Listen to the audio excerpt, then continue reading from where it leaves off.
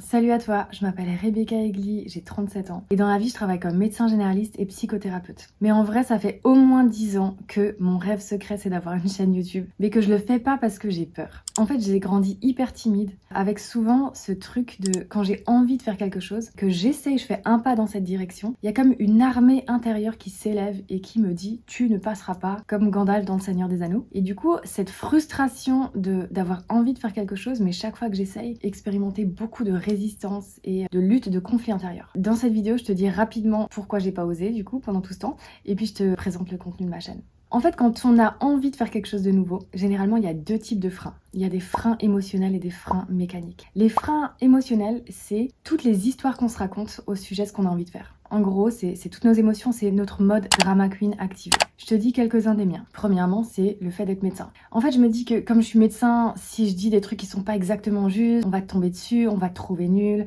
tu vas perdre ton crédit médical. Et c'est incroyable parce que avant, je me disais, quand je serai médecin, j'aurai plus confiance. Donc je me disais limite, attends d'être médecin pour avoir des choses à dire, pour pouvoir parler.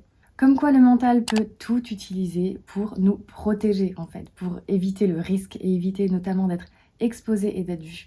Deuxièmement, il y a le fait de s'exposer. Notamment, je pense à quelques personnes où je me dis, oh mince, si elle ou si lui me voit, la honte. Se soucier du regard et de l'avis des autres, peur d'être jugé. Et ensuite des questions comme mais de toute façon qu'est-ce que tu as à dire? Est-ce que tu es vraiment sûr que tu veux parler de ça? Et tout questionner et re-questionner jusqu'à rester bloqué et ne rien faire. Et deuxièmement, c'est les freins mécaniques, et là c'est vraiment le concret, parce que quand on fait un truc nouveau, généralement, ça implique de faire des choses qu'on ne sait pas encore faire. Avoir une chaîne YouTube, notamment, c'est filmer, mettre éventuellement des lumières, faire du montage vidéo, poster en ligne et tout ça c'est nouveau, ça peut sembler compliqué. Pour notre cerveau, c'est inconfortable, et il préfère ce qui est facile que ce qui est inconfortable. Et du coup, toutes ces sensations peuvent faire qu'au final, on ne fasse pas ce qu'on a envie de faire.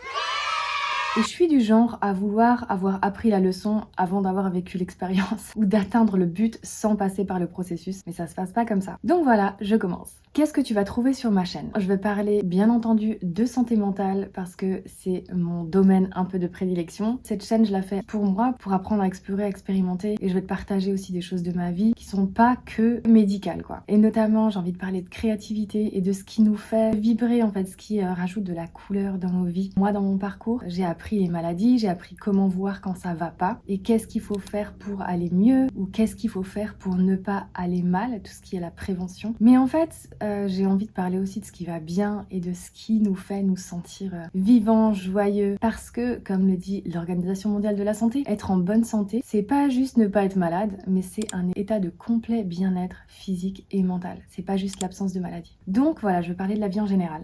Et j'ai une tendance obsessionnelle, un peu comme Monk, si vous connaissez. Et du coup, pour moi, ça va être aussi un challenge de faire des vidéos qui, je sais très bien, là, je vais finir cette vidéo et je vais me dire, mais refais-la, elle est pas assez bien, t'as pas dit ça, t'as dit ça, oh mince. Et voilà, ça va être un exercice aussi pour moi de faire des trucs imparfaits. Et voilà, je pense que ça va être très thérapeutique. Si ça te parle, tu peux t'abonner et moi, je me réjouis de commencer ce chemin avec toi.